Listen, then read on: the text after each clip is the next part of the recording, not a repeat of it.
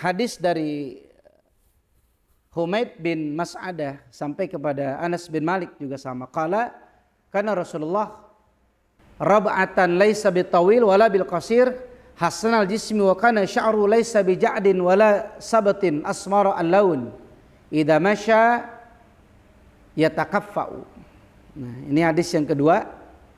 Ada beberapa redaksi atau matan hadis yang sama dengan hadis yang pertama.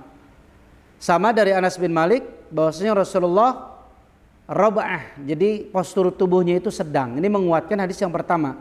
Sama-sama sanadnya sahih, isnaduhu sahih ya.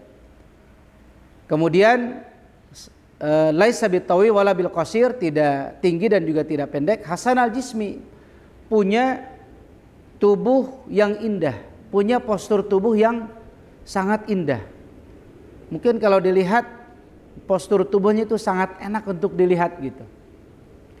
Jadi lehernya, kemudian tangannya, kemudian postur badannya, kemudian kakinya itu sempurna gitu. Makanya belum ada ciptaan yang sesempurna Rasulullah Shallallahu Alaihi Wasallam, dan itu disampaikan oleh para sahabat yang lain.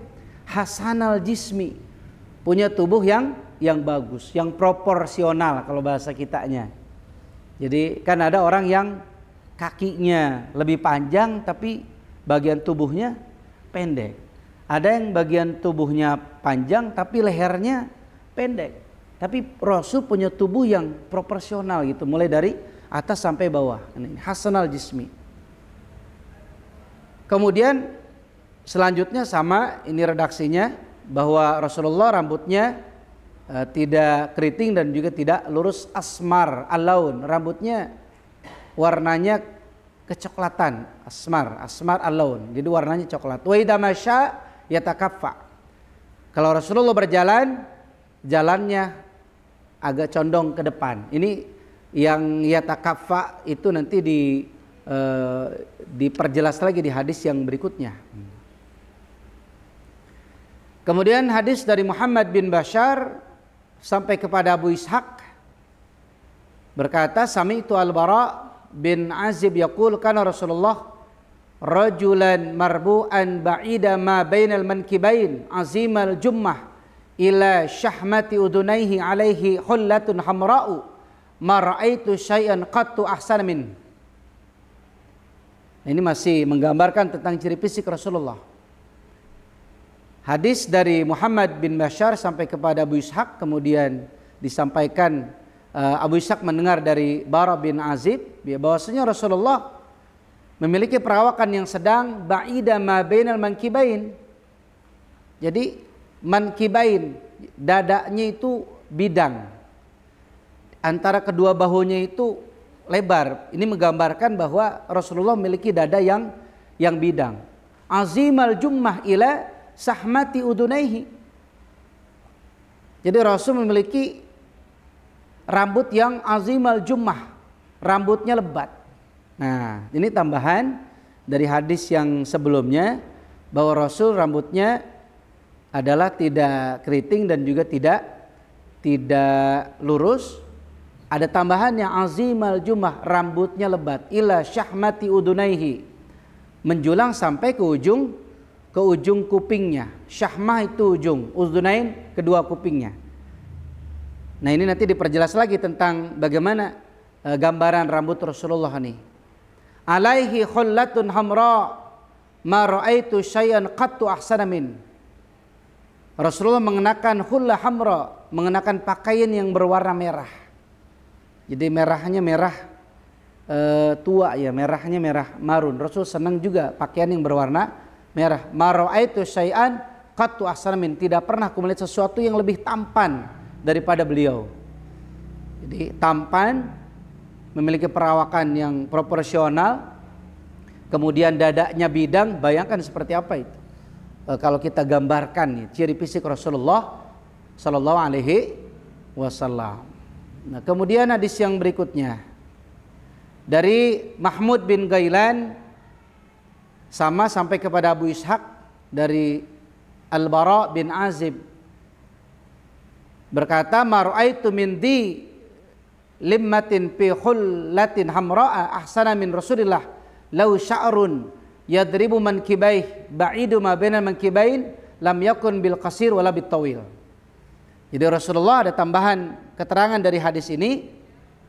Jadi rambutnya itu yadribu mankibaih, rambutnya menjulur sampai ke bahunya.